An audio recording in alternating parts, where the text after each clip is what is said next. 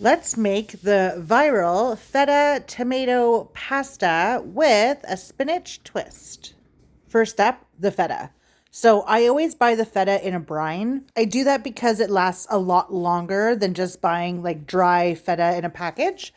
And I know it looks gross, but I promise you it is delicious.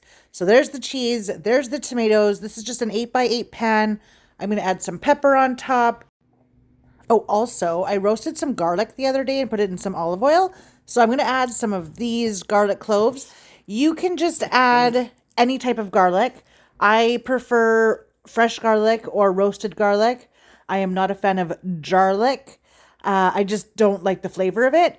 But if you like garlic, by all means, add at least one full tablespoon.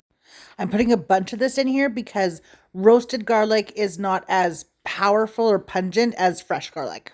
Then you're going to put some olive oil on top of the feta cheese as well as the tomatoes. Then you're going to add any seasonings you like. So I'm using an Italian seasoning blend, but you can do whatever you want.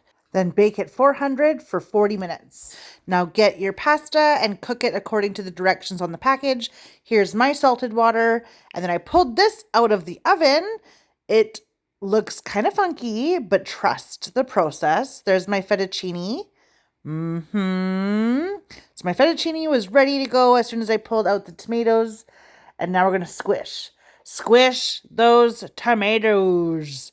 Squish them. Squish, squish, squish. This is actually very satisfying. And the feta cheese just gets so creamy and fun. This is honestly one of my favorite dishes to make because it not only is it easy, but it's also just incredibly satisfying. Now be mindful when you're squishing the tomatoes because they will squirt at you and they're hot. Next up, spinach. Now this step is definitely optional. This is an idea that I just had in my head and I thought feta and spinach go really well together. So I'm going to take my kitchen scissors and I'm going to chop up the spinach in the casserole dish. So this is nice and easy, also very satisfying.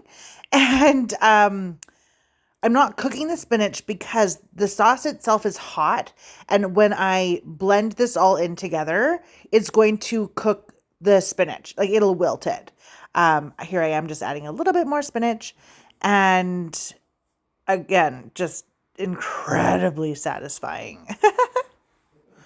All right, now it's time to mix this all together. I'm just using a basic spoon and being gentle because I don't want to make a huge mess here. And as I'm mixing it together, the spinach is wilting perfectly. And when I add the sauce to the pasta, that's going to make the spinach wilt a little bit more. All right, so I drained the pasta and it's time to add the sauce. But first, we're going to add a little bit of olive oil and some Parmesan cheese to the noodles. So this is going to make the noodles have a little bit of texture and a little bit of added flavor. And then here I go, adding the sauce, being mindful. Now we just combine it all together. And because the pasta was really hot, it wilted the spinach absolutely bang on. Adding a little bit of extra pepper here. Time for a taste test. Now it's going to be hot, so make sure you blow on it. And it's important to taste it because you want to know if you have to add some stuff. Like I didn't add salt yet. So I'm thinking, okay, adding a little bit more Parmesan cheese. And I added a couple little dashes of salt and excellent. So freaking good. Here's the finished product. I added a little bit more Parmesan on top and a few red pepper flakes. I made some sourdough garlic toast, and I'm telling you, this was amazing. Thanks so much for watching. If you have any questions or if you have any ideas for me to try, please comment down below, and I'll see you next time.